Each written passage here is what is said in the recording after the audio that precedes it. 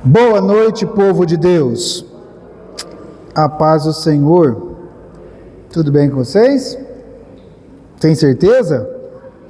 Vamos melhorar mais um pouquinho? Vamos abrir nossas Bíblias no livro do Apocalipse, capítulo 2. Hoje vamos começar a estudar as cartas. Já terminamos o capítulo 1. Então, se você perdeu o capítulo 1, veja os vídeos no canal do YouTube, IPI de Itapira, que tem lá as aulas sobre o capítulo 1. Hoje nós vamos começar o capítulo 2, 2 e 3, na verdade, são as cartas. Nós vamos estudar carta por carta e mostrar a intenção do Espírito Santo, né, usando João para escrever essas igrejas, mas principalmente o que essa mensagem traz para a minha igreja hoje.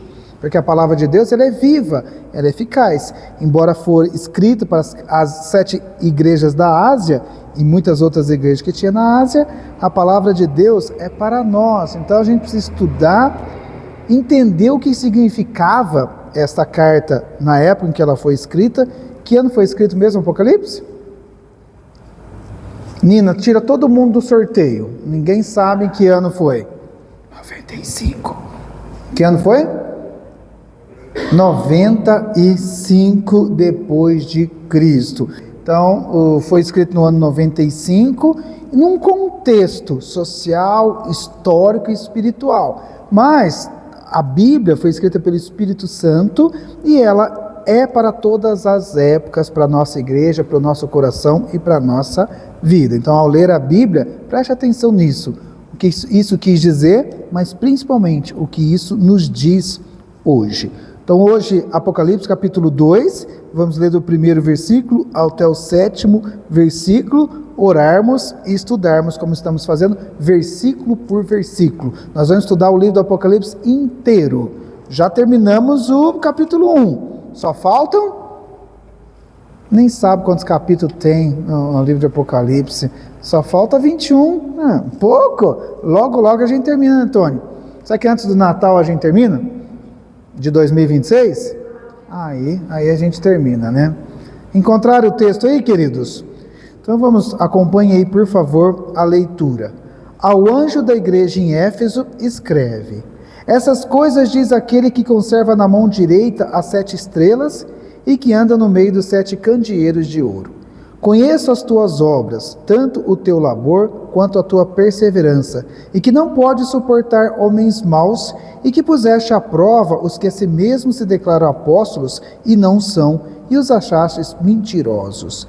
E tens perseverança, e suportastes provas por causa do meu nome, e não te deixastes esmorecer. Tenho, porém, contra ti, que abandonaste o teu primeiro amor. Lembra-te, pois, de onde caíste, arrepende-te e volta à prática das primeiras obras, senão venho a ti e moverei do teu lugar o teu candeeiro, caso não te arrependas. Tens, contudo, a teu favor, que odeias as obras dos nicolaítas, as quais eu também odeio.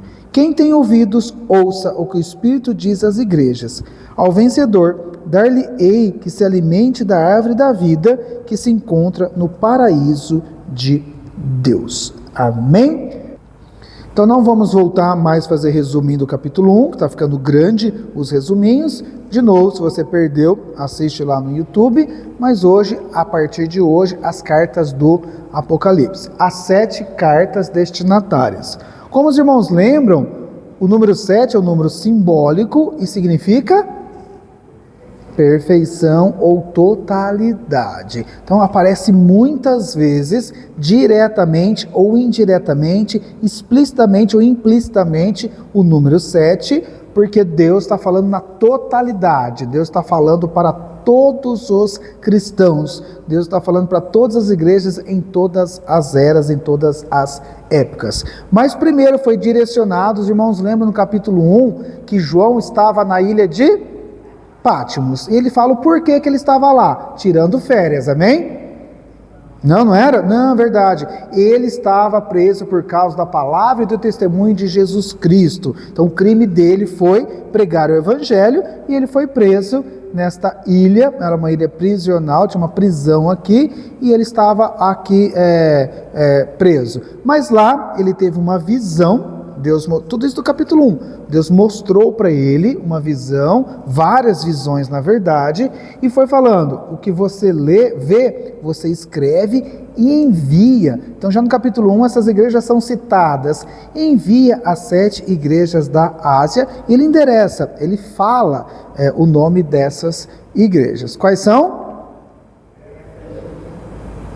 Nem ler vocês sabem, vamos de novo, pessoal. Vamos. O pessoal de casa vai falar que vocês não sabem ler. A hora que eles forem assistir no YouTube, eles vão falar que vocês não sabem ler. 1, 2, 3 e...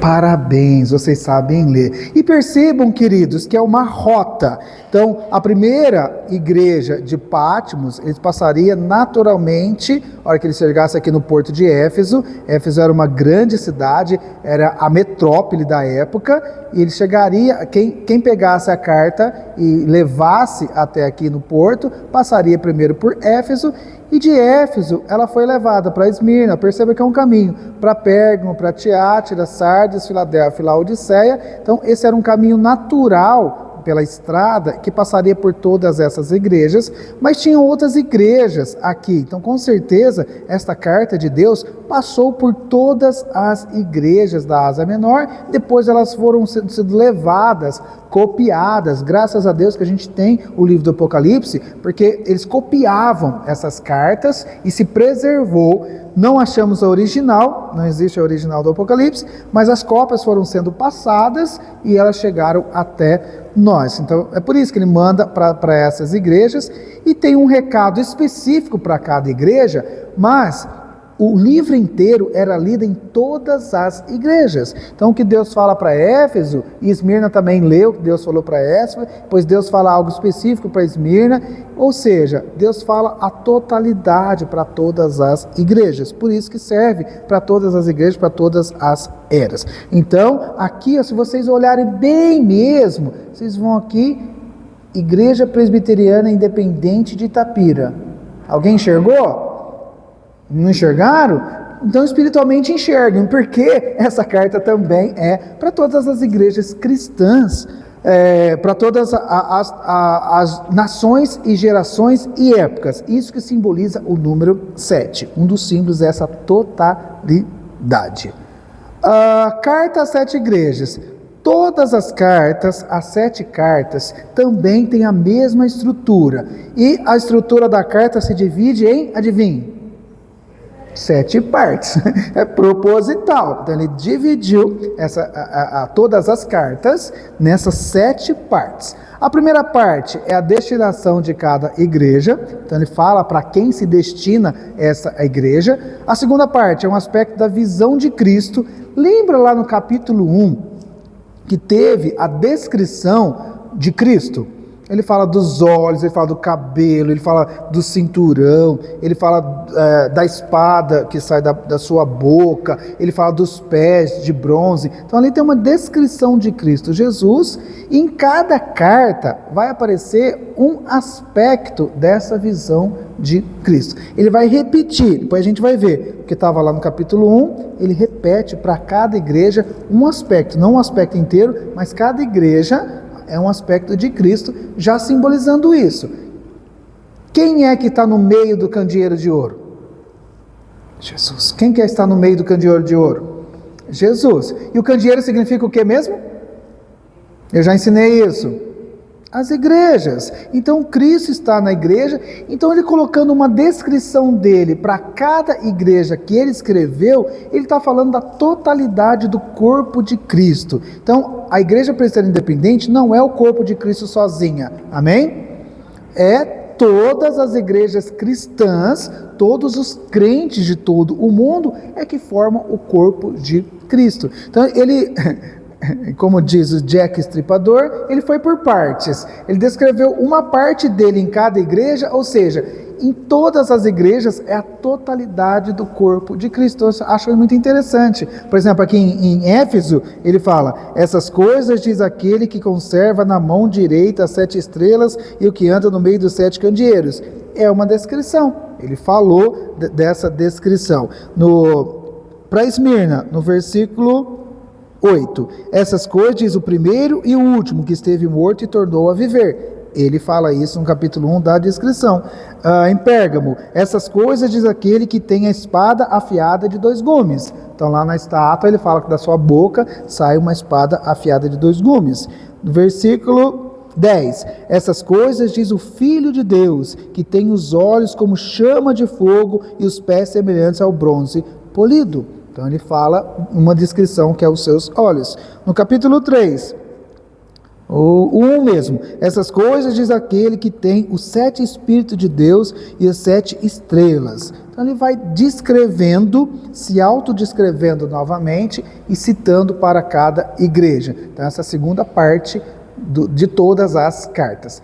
Terceira, é uma avaliação da saúde espiritual. Então ele fala como está a saúde espiritual de Sardes, de Esmirna, de Pérgamo, de Tiatira, como está a saúde espiritual da Igreja Presbiteriana Independente em Itapira, como está a saúde espiritual de cada um que está aqui, como está a saúde espiritual de cada pessoa que está assistindo esse vídeo e aprendendo sobre as cartas do Apocalipse. Então Deus faz uma avaliação da saúde espiritual daquela igreja.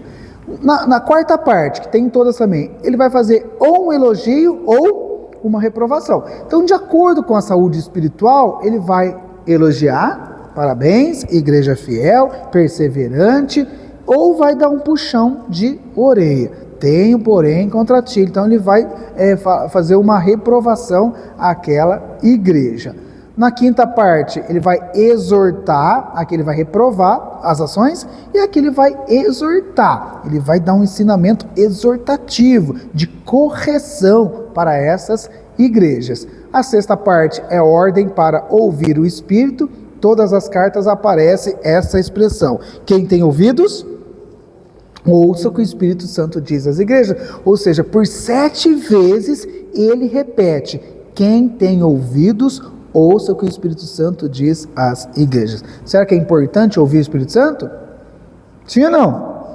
Então, se ele repete por tantas vezes, ele quer dar ênfase para que os crentes, os filhos de Deus, ouçam, as igrejas deem ouvidos ao que o Espírito Santo diz às igrejas. Não fala heresia, só fala aquilo que vem do Espírito Santo. Aliás, é uma das coisas que ele vai combater nas cartas, as heresias. E a sétima parte, igual também para todas as cartas, é promessa aos vencedores. Então vai ter uma promessa, por exemplo, no capítulo 7, versículo 7, perdão. Quem tem ouvidos ouça o que o Espírito diz às igrejas, ao vencedor, então ele vai sempre falar: aquele que vencer, ou ao vencedor, dar-lhe-ei que se alimente da árvore da vida que se encontra no paraíso de Deus. Depois em Esmirna, 11. Quem tem ouvidos, ouça o que o Espírito diz às igrejas. O vencedor de nenhum modo sofrerá dano da segunda morte. De Pérgamo,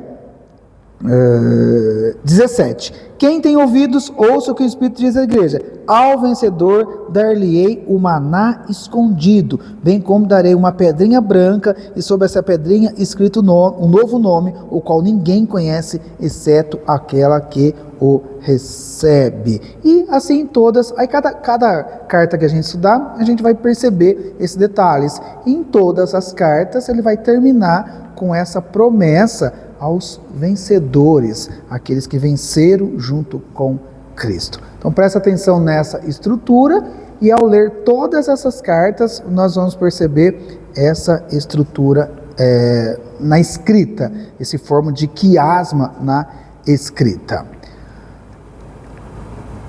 Éfeso recebe a maior crítica. Então ninguém quer ser da igreja de Éfeso, porque é a igreja que tem maior crítica. Então ele faz uma divisão assim também no quiasma. Laodiceia também recebe a maior crítica. Então tanto a igreja de Éfeso quanto a primeira quanto a última são criticadas. Então ele abre as cartas com uma crítica severa a Éfeso e fecha a carta com uma crítica severa a Laodiceia. Esmirna, que é a segunda, e Filadélfia, que é a sexta, só recebe elogios. Que benção, né? Então todo mundo quer ser de Esmirna, todo mundo quer ser de Filadélfia. Só receber elogios de Deus. Porque lembra, era um elogio ou uma reprovação. Então tem igreja que recebe um elogio e uma reprovação. Então Deus vai elogiar um lado e vai reprovar outro. E tem igreja que só tem elogio. E tem igreja que só tem reprovação, que Deus não elogia nada. E as de Pérgamo, as três do meio, Pérgamo, Tiátira e Sardes, mesclam elementos tanto positivos ou negativos. Então tem uma forte crítica aqui, uma forte crítica aqui, um forte elogio aqui, um forte elogio aqui. E nas três centrais, ou as três do meio, mesclam elementos positivos e negativos. Existe um remanescente fiel nas três. Então mesmo com uma negativa de Deus, alguns salvam. Tem uns remanescentes fiéis. Algumas pessoas se salvam ali. E uma exortação aos infiéis. Aí Deus vai dar, esse remanescente fiel, Deus vai dar um elogio, mas esses infiéis, Deus vai exortar, e grande será a sua ruína. Lembra lá no Gênesis, quando Abraão vai interceder pela cidade de Sodoma e Gomorra, que Deus tinha prometido destruir a cidade por causa do seu pecado, que o pecado chegou até o céu, muito pecado, mas quem estava morando lá? Ló, o sobrinho de Abraão. E Abraão foi conversar com Deus. Deus, a cidade vai ser destruída, né? Exortação feia lá, mas se tiverem 50 pessoas fiéis lá, remanescentes fiéis, o senhor poupa a cidade? O que Deus respondeu? Sim, Abraão, se tiverem 50 pessoas, eu poupo a cidade. Abraão pensou, e Abraão conhecia a cidade, né? Mas, Senhor, e se não tiver 50? E se tiver 30 pessoas, o senhor salva a cidade, o senhor tira essa sentença da cidade? Se tiver 30 remanescentes fiéis lá? Deus falou, sim, Abraão. Aí Abraão, Senhor, me permita mais uma vez a ousadia, mas se tiver só 10 pessoas, o Senhor livra a cidade da condenação, Sodoma e Gomorra? Sim, Abraão. Aí antes que Abraão abrir a boca, Deus falou assim, Abraão, tira o teu sobrinho de lá que todo mundo vai ser morto. Então tira Ló, vai lá, tira. Interessante mesmo, tirando Ló de lá, a esposa dele não se salvou. Ela olhou para trás, lembra? E se tornou uma estátua de sal. Então mesmo ela sendo, pela intercessão de Abraão, tirando a família de lá, ainda nem todos da família foram salvos, por causa da desobediência a Deus e da multidão do pecado. Só de ter olhado para trás, não, o olhar para trás da esposa de Ló, foi não querer ir embora, foi querer ficar. Será que eu vou mesmo? Então isso. Quem quer ir para o céu? Tem certeza? Olha, você não vai virar estátua de sal não, hein? Jesus falou assim, todo aquele que põe a mão no arado não pode olhar para trás. E essa expressão é muito interessante. O arado, para quem mora na roça, eu sei que vocês todos são da roça, um arado era um instrumento de plantio e que ele ia fazendo um risquinho, uma covinha, assim para colocar a semente, chamava arado. E se você mira o arado assim, pruma o arado para fazer uma fileirinha certinho e olhar para trás, o que vai acontecer? Você vai desviar do caminho. Então eu gosto dessa expressão de Jesus. Não olhe para trás, você vai desviar do caminho. Quem aqui já deu uma espiadinha no velho homem hoje? Não precisa confessar. Então quem dá uma olhadinha no pecado, quem dá uma espiadinha no pecado, então é justamente isso, a gente entender essas expressões. Não, Hebreus fala que olhe para Cristo, não se desvie, como Deus falou para Josué, não se desvie nem para a direita, nem para a esquerda, olhe firmemente no autor e consumador da sua fé, olhe para Cristo e não olhe para trás. Então, essas comparações que Deus vai trazendo para a gente entender a necessidade de viver uma vida espiritual e ser elogiado por Deus. Quem gostaria de ser elogiado por Deus? Todos, né? Lembra quando Jesus Cristo foi batizado? Que benção, né? João Batista batizou lá Jesus, de repente abriu o céu, desceu o Espírito Santo, e todos que estavam ali sendo batizados naquele dia ouviram uma voz como de trovão e falaram assim: esse filho aí só me dá desgosto. Não foi isso que falou? O que Deus falou para Jesus? Eis o meu filho amado, em quem me compraz, ou quem tem alegria. Depois Deus repete esta frase, que Jesus Cristo foi elogiado como filho amado, que obedecia, que trazia alegria para Deus. Esse elogio, queridos, vai estar lá no juízo final. Lembra que o Apocalipse é um estudo escatológico. O que é escatologia mesmo? Estudo das coisas finais, aquilo que vai acontecer no fim. No Apocalipse fala muito, tem outros textos escatológicos, mas o Apocalipse fala inteiro das coisas que vão acontecer, as que são e as que hão de acontecer. E lá vai ter uma separação do joio e do trigo. A gente pode separar? Tem joio aqui? Sim. Tem trigo aqui? Sim. Mas a gente não sabe. Os apóstolos já falaram assim: Jesus, vão limpar a área, vão te queimar tudo esse joio aqui. Jesus Cristo, não, deixa crescer junto. Aí que um dia o machado vai estar aos pés e Deus vai separar o joio do trigo. Aí lá ele vai pôr à sua esquerda o joio e à sua direita o trigo. Então sempre dou a dica: se no dia do juízo você estiver do lado esquerdo, só vou fazer assim para você, ó. Bye, já era. Agora, se estiver do lado direito, fique feliz, porque já foi separado ali o joio do trigo. Quem está à esquerda vai poder pular da direita? Não, a Bíblia fala que tem um abismo intransponível, ninguém vai conseguir. E Jesus vai falar assim, ó: vinde benditos do meu Pai. Vocês foram bênção, vocês me deram roupa, vocês me deram comida, vocês me serviram, vocês serviram aos meus pequeninos, então vocês são servos fiéis. E vai falar para esses à esquerda: afastai de mim, porque eu não te conheço. Eu tive fome, você não me deu de comer, eu tive frio, não deu de vestir, a Duda lá ficou com frio, você não desligou o ar-condicionado, fez ela sofrer lá com frio na igreja. Então, aí o Jesus vai falar: não, você não me serviu aos pequeninos, então você vai se afastar. Não é um elogio e uma crítica? Não é a mesma coisa? Ele vai elogiar os benditos do Pai e vai amaldiçoar os malditos do Pai, que estão separados. Então, aqui quem tem ouvidos, ouça o que o Espírito Santo diz às igrejas, é justamente para a gente. A fé vem pelo ouvir. Então quem tem ouvidos ouça, porque a fé vem pelo ouvir. Então a gente tem que prestar muita atenção nisso. E ouvir de quem? Da palavra, do Espírito. Ouvir o que Deus tem para nós.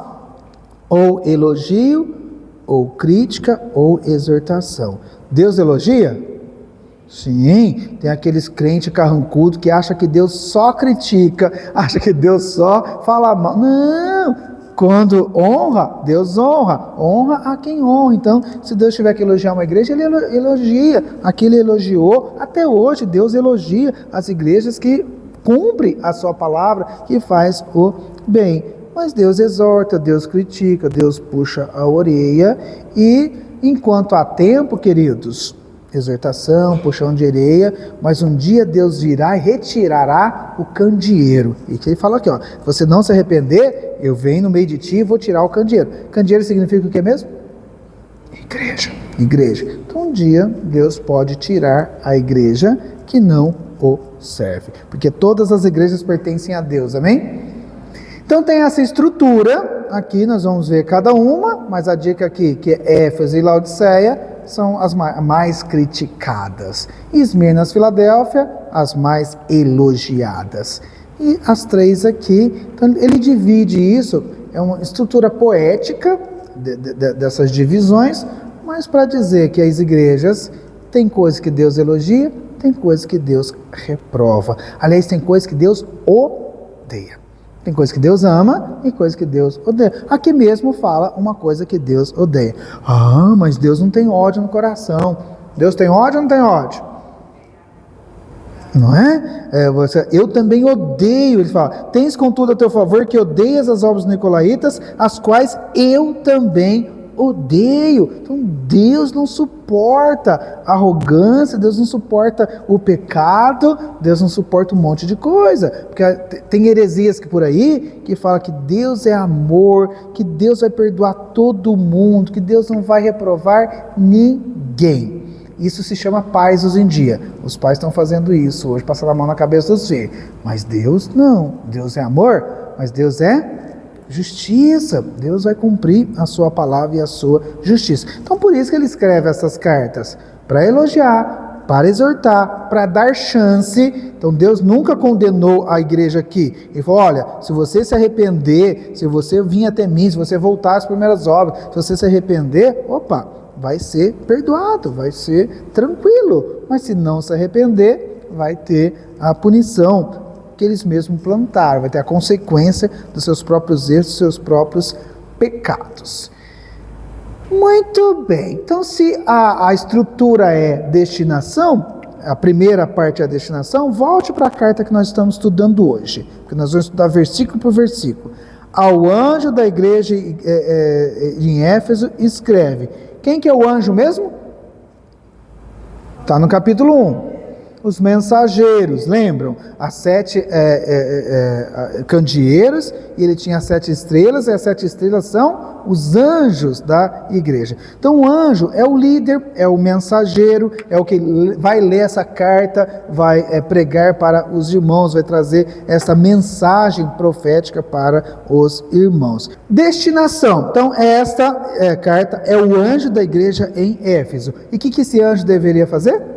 É a bem-aventurança do capítulo 1. Bem-aventurados aqueles que leem, aqueles que ouvem e aqueles guardam. Então, o anjo deveria receber esta carta, ler para a igreja ouvir, e toda a igreja deveria guardar em seu coração esta mensagem. Essas coisas diz aquele que conserva na mão direita as 7 estrelas e que anda no meio dos 7 candeeiros de ouro. Um aspecto, capítulo 1 ainda, é um aspecto da visão de Cristo. Então, naquela visão, ele relembra, Jesus Cristo conserva na mão direita as 7 estrelas, e as 7 estrelas, ele mesmo fala que são os anjos das igrejas. Quem tem os pastores na mão? Jesus Cristo. Ele lembra, João estava preso por causa do evangelho do testemunho de Jesus Cristo, mas Jesus sustenta ele. Ele está na sua mão direita.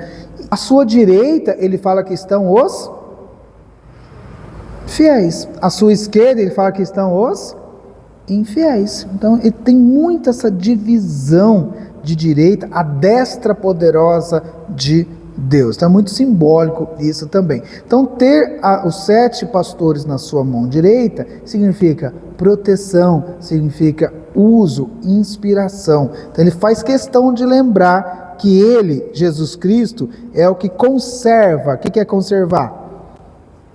Manter, e não tira de jeito nenhum. Ele mantém com toda certeza na mão direita essas estrelas, ou seja, esses anjos, e que anda no meio dos candeeiros. Quantos candeeiros tinha mesmo? 7. E quem anda no meio deles? Jesus. Quem é o Senhor da igreja? Jesus. Quem está no meio da igreja? Jesus. Quem detém a palavra do Senhor? Jesus. E se eu falar heresia? Não foi de Jesus. Ele vai condenar aqui, nessa carta. Então, ele faz questão disso, porque ele vai condenar os falsos profetas, e ele vai condenar os nicolaítas. Eles vão aparecer aqui como falsos profetas. Então, destinação, Éfeso. Um aspecto da visão de Cristo, aquele que conserva na mão direita as 7 estrelas e que anda no meio dos 7 candeeiros. Qual que era o outro aspecto? A avaliação da saúde espiritual. Olha os versículos 2 e 3. Conheço as tuas... Aí eu tenho medo dessa frase, irmão. Vocês não têm? Jesus chegar e falar para você: eu conheço as tuas obras. Eu sei o que você faz quando ninguém está vendo. Eu conheço tudo. Então Deus conhece nosso coração, nossa mente. Então a igreja ouve isso: eu conheço as tuas obras. Tanto o teu labor é o quê? Trabalho. Elogio ou crítica? Crítica, então, elogio, perdão. É o labor. Como a tua perseverança. Então está avaliando aí o labor deles, o trabalho deles, a obra deles como algo positivo. Perseverança, estavam perseverantes na fé, mesmo com a perseguição do império, dos soldados romanos. João estava preso, mas João não morreu na prisão. Ele foi perseguido, foi preso, mas ele não morreu na prisão. Ele foi perseverante, ele saiu da prisão e morreu depois, lógico, mas ele não morreu por causa disso. Então ele enfrentou essa tribulação, enfrentou essa prova por causa da palavra de Deus. Então Deus conhece o labor, conhece o trabalho, conhece a perseverança, e que não pode suportar homens maus, e que puseste à prova os que a si mesmo se declaram apóstolos e não são, e os achastes mentirosos. Então não aceitaram falsos profetas, colocaram esses falsos profetas à prova, para ver se realmente eles eram homens e mulheres de Deus, e eles foram reprovados. Deus sempre faz isso. Deus tem a sua palavra como regra de fé e prática, e toda profecia deve estar baseada na palavra de Deus. O teste era a palavra de Deus. A igreja de Tessalônica, Paulo elogiou a igreja de Bereia, lá na carta aos Tessalonicenses, elogiou porque eles eram pessoas que, quando aparecia um pregador lá, o que eles faziam? Examinavam nas escrituras e viam se realmente o que ele estava pregando, o que ele estava ensinando, estão de acordo com a palavra de Deus. Mais um motivo de eu conhecer a palavra de Deus. Como eu sei que o pastor não vai pregar heresia? Pela palavra. E se você não conhece a palavra? Não é? Então a gente vê tantas igrejas aí que as pessoas, nossa, mas como que eles caem nessa? Você não conhece a palavra, você cai em qualquer vento de doutrina, você é levado por qualquer fantasia, chocarrices que a palavra fala, fábulas, caduquices. Então Paulo usa várias palavras e as pessoas acreditam. Oséias já profetizou lá no Antigo Testamento: o meu povo perece por falta de conhecimento. Então é importante a gente conhecer a palavra de Deus, é importante a gente conhecer o pastor da igreja, se ele estudou, se ele não estudou, isso é muito importante. Se ele tem conhecimento da palavra, se ele não tem conhecimento da palavra, se ele tem conhecimento bíblico, se ele não tem, sempre foi importante, porque hoje tem-se a noção aí, não, ele é usado pelo Espírito Santo. O Espírito Santo vos fará lembrar tudo que tem aprendido, tudo tem estudado. Então você tem uma fantasia que o Espírito Santo me falou e não é bíblico, não vem do Espírito Santo. O Espírito Santo faz lembrar o que está na palavra. Então eu preciso estudar, eu preciso aprender. Então Deus fala isso para eles: conheça as tuas obras, tanto o teu labor, a tua perseverança. Mesmo com os falsos profetas, vocês não podem suportar homens maus, puseste à prova que a si mesmo se declararam apóstolos e não são, e os achastes mentirosos. Qual foi o crivo? A palavra de Deus. E ele repete no versículo 3: e tens perseverança. Por 2 vezes Deus elogiou a perseverança desta igreja, desses cristãos que perseveravam firmes na palavra de Deus. E suportastes provas por causa do meu nome. Por que João estava preso mesmo? Por causa da palavra e do testemunho de Jesus Cristo. Mesma coisa aqui, Deus elogia a igreja em Éfeso, porque eles são perseverantes, eles suportaram até provas, eles passaram por provações por causa do nome de Jesus, e não deixastes esmorecer. E lembra que na época da perseguição, não era qualquer provaçãozinha não, eram coisas sérias. Hoje está cheio de crente mimimi, que não aguentaria viver um dia no Império Romano, qualquer coisinha, não vem mais na igreja. Que pastor lá falou umas coisas lá que eu não concordo, não venho mais. Não vem não, o ar-condicionado estava muito gelado, nunca mais volto naquela igreja. Não vem não, aquele outro irmão não me cumprimentou. Isso é provação, irmãos? Isso não é provação não, provação é perseguição por causa do nome de Cristo Jesus. E eles suportaram com fé essas provações. Então, quando fala conheça as suas obras, Deus olhou primeiro o lado positivo das obras que eles tinham. Deus elogiou. Então, é uma avaliação positiva ou negativa? No 2 e 3. A saúde espiritual estava boa? Sim, olha que bom, né? O teu labor, tua perseverança. Deus elogia a saúde espiritual desta igreja. Aí na quarta parte é sempre um elogio, reprovação. Olha no 4 e no 6, vamos analisar juntos. Tenho, porém, contra... essa dói, hein? O que Deus tem contra você, Maurício? Vai saber, Maurício. O que Deus tem contra você, Samuel? Nada? Ô, louco, esse é perfeito, hein? Varão perfeito esse. Não, todos nós temos coisas que Deus vê que é bom, e todos nós temos coisas que precisamos melhorar, que precisamos corrigir, precisamos consertar. Né, João? Você também é perfeito? Só positivo, João? Que bom, graças a Deus. Então a gente tem que reconhecer isso. Então, ele no versículo 2 e 3, positivo, conheça as tuas obras, tenho, porém, contra ti. Deus não tem nada contra ninguém. Mentira! O próprio Deus está falando aqui, tenho, porém, contra vocês, igreja de Éfeso. Está acontecendo coisas aí, que abandonaste o primeiro amor. Como assim? Uma igreja que ele elogiou as obras, que Deus falou que era perseverante, uma igreja que suportou os homens maus, uma igreja que suportou as provas por causa do meu nome. Aqui é muito interessante. Deus fala de duas fases da igreja. Na primeira fase, eles eram perseverantes. Na primeira fase, eles labutavam, tinham um labor evangélico pela palavra de Deus e suportaram um monte de coisas. E numa segunda fase, então ele fala da primeira fase, como a igreja era e como a igreja está. Vocês abandonaram o primeiro amor. Vocês relativizaram a palavra de Deus. Vocês se misturaram com a cultura local. Vocês se misturaram com o mundo. Então isso que eu falo, aquele amor que vocês tinham que suportava qualquer prova, aquele amor que vocês tinham que expulsavam os falsos profetas, porque vocês tinham zelo pela palavra, vocês tinham amor pela palavra. Eu tenho, porém, que vocês abandonaram este primeiro amor. Então Jesus elogiou sim aqui a saúde espiritual, mas aqui ele vai fazer uma reprovação disso, o que aconteceu, desse abandono deste primeiro amor. Aí no versículo 5, lembra-te, pois, de onde caístes, arrepende-te e volta à prática das primeiras obras. Então uma coisa que a gente tem que fazer, nossa, lembra como a gente era? Gente, muita gente começa bem e termina mal. Muitas igrejas começam bem e terminam mal.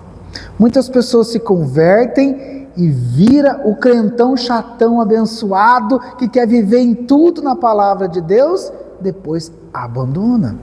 Muitos cristãos são perseverantes no começo, depois desistem e desanimam. Verdade ou mentira? Muitos, então é uma exortação para isso.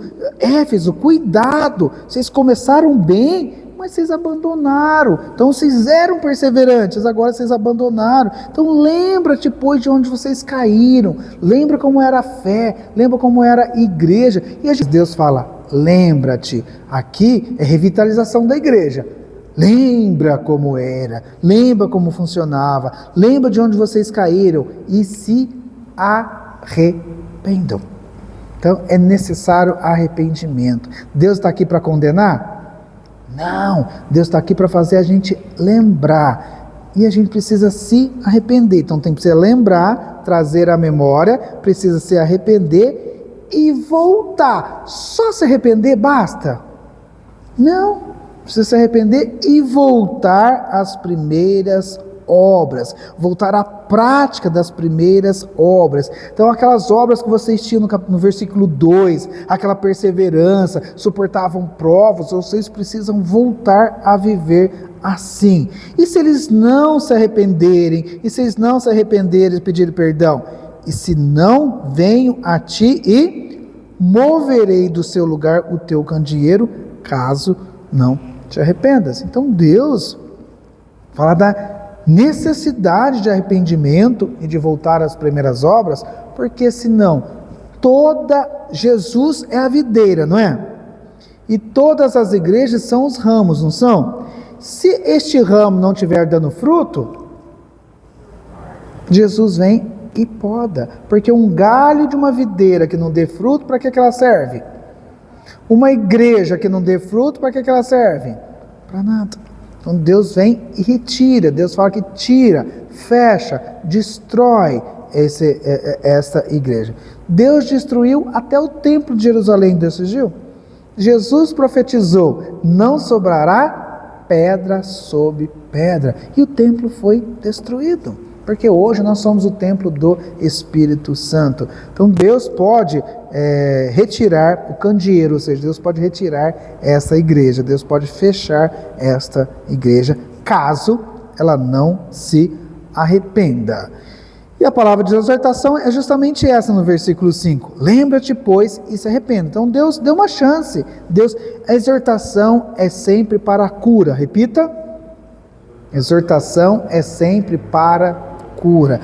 Deus açoita, esse versículo o povo não entende. Deus açoita todas as pessoas que Ele ama. Por que Deus açoita todos que Ele ama?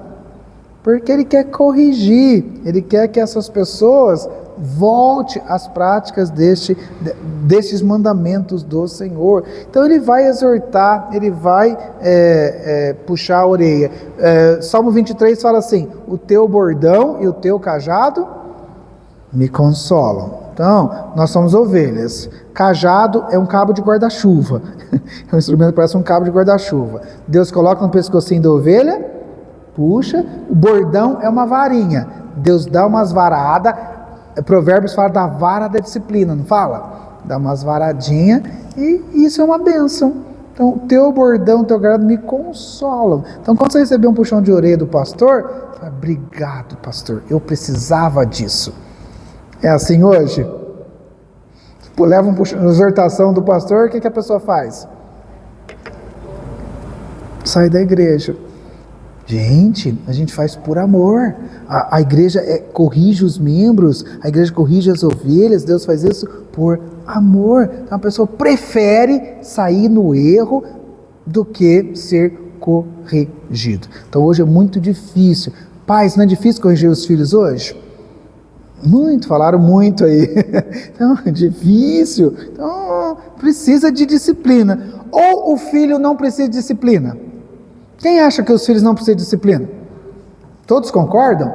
Quem é filho de Deus, levanta a mão. Então não precisa falar mais nada, né? Se você é filho de Deus e você acha que todos os filhos precisam de disciplina, então deixe Deus que disciplinar. Então é isso, essa palavra de exortação aqui é uma disciplina de Deus. Deus deu a chance, se arrependam. Só se vocês não se arrependerem, aí que vai dar ruim. Mas se arrependerem, vai dar muito positivo, vai dar muito bom.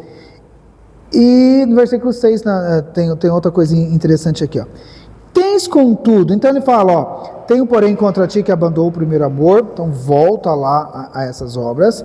Tens contudo a teu favor que odeia as obras dos nicolaítas, as quais eu também odeio.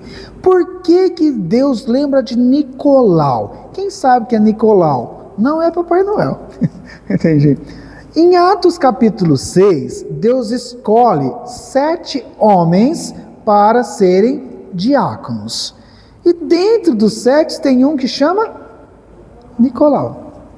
Então Nicolau começou muito bem, porque ele foi escolhido com homens de fé. Então lá em capítulo 6, fala daqueles homens que eram dedicados, homens de uma só mulher, que maneja bem a palavra da verdade. Então eles foram muito elogiados no capítulo 6 de Atos e escolhidos separados para servirem às mesas como diáconos. Então Irineu, um pai da igreja do primeiro século, muitos escreveram que os nicolaítas são os que seguiam Nicolau, porque depois Nicolau começou a pregar umas heresias, ele começou a pregar algumas coisas contra a palavra de Deus. Então ele lembra de Nicolau justamente por isso. Éfeso, uma igreja que começou bem, perseverante, suportastes as provas, expulsou os falsos profetas, tal, mas depois esqueceu do primeiro amor, esqueceu das primeiras obras. Então ele lembra de Nicolau o mesmo, que começou muito bem, muito elogiado e terminou mal. Então em Atos ele é elogiado, em Apocalipse ele é criticado.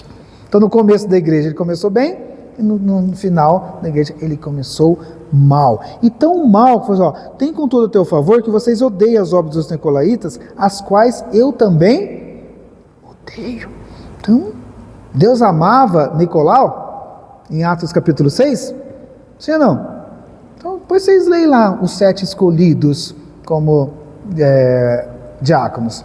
Deus elogiou demais aqueles 7 homens, muito. Deus elogiou a pessoa que eles eram, por isso que eles foram escolhidos. Mas agora Deus fala que odeia. Então, exemplo de um servo que começou bem e terminou mal. Então, todos nós, aquele que pensa que está em pé, cuidado para que não caia. Então precisa ser humilde, preciso me vigiar o tempo todo, porque o orgulho, o mundo, as coisas do mundo. Quando Jesus contou a parábola do semeador, parte da semente, as pessoas ficavam deslumbradas com o mundo, se envolviam com as coisas deste mundo e esqueciam da palavra de Deus. Então, os nicolaítas, ou os seguidores de Nicolau, na verdade, Nicolau fundou uma seita. Ele começou a pregar coisas totalmente ao contrário. Ele começou a relativizar. Ele começou a falar que não precisa de sacrifício por causa de Cristo. Tanto é que João estava preso por causa de quê? De Cristo. Da palavra. Ele falava que não precisava se sacrificar por causa da palavra, não precisava, era os pessoas que tinham um pé na igreja e um pé no mundo. Ainda bem que hoje não existe isso, amém?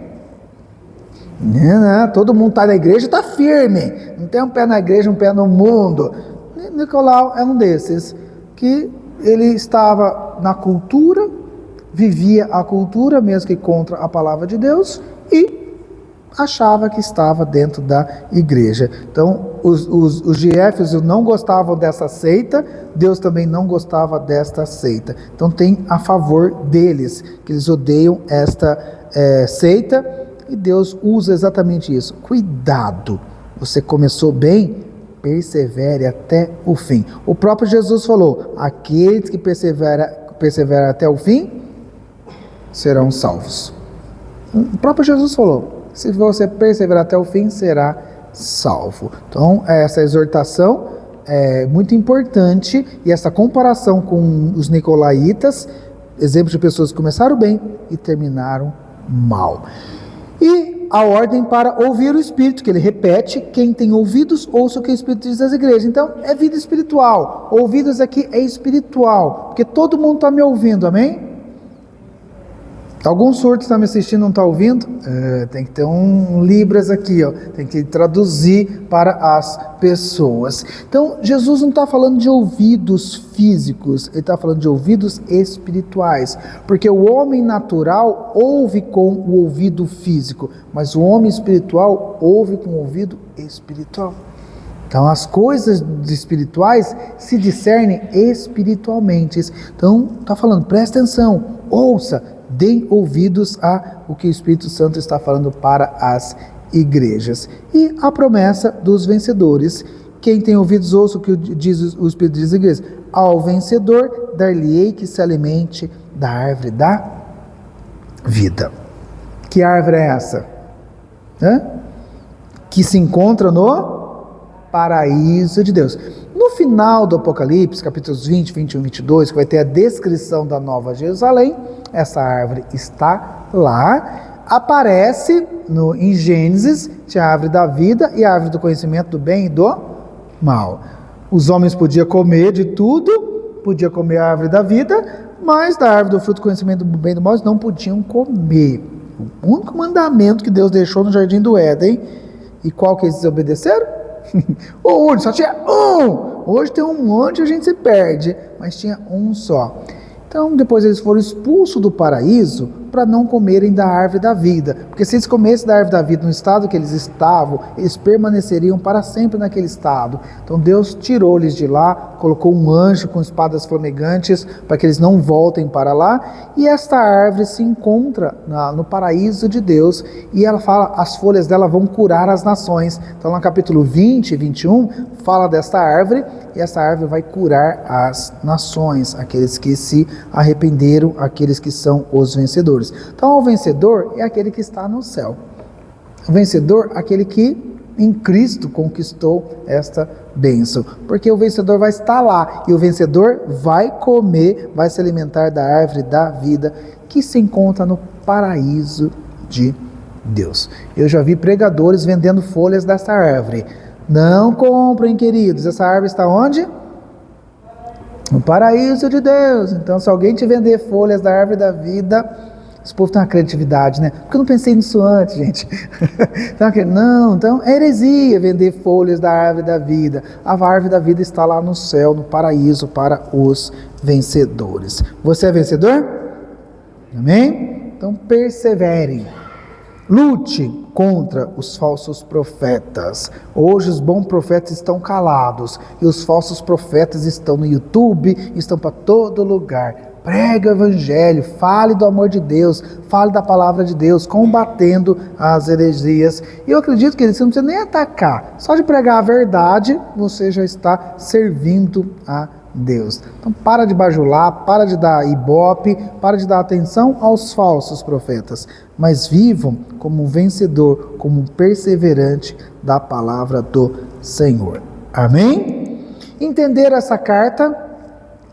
Entenderam? Posso perguntar? Então na próxima aula eu vou perguntar sobre a carta de Éfeso e vamos estudar de Esmirna e comparando, igual a gente fez, comparando os elogios, as críticas, comparando de Esmirna com Éfeso, o que Deus falou para Éfeso, o que Deus falou para Esmirna e como que as coisas vão se encaixando. E é perfeito, tem uma simetria perfeita na mensagem que as cartas colocam para as igrejas. Então qual que é a mensagem de Éfeso para a igreja presbiteriana independente de Itapira? Volte ao primeiro amor, seja perseverante até o fim. Então, eu amo essa mensagem, é a igreja perseverante e cuidado com os falsos profetas, cuidado com o mundo, as coisas do mundo, cuidado com aqueles que vão infiltrando com um monte de heresias, representado aqui pelos nicolaítas, tem uns monte de nicolaítas por aí, mas centre na verdade a esse primeiro amor de Cristo e persevere. Amém, amém e amém.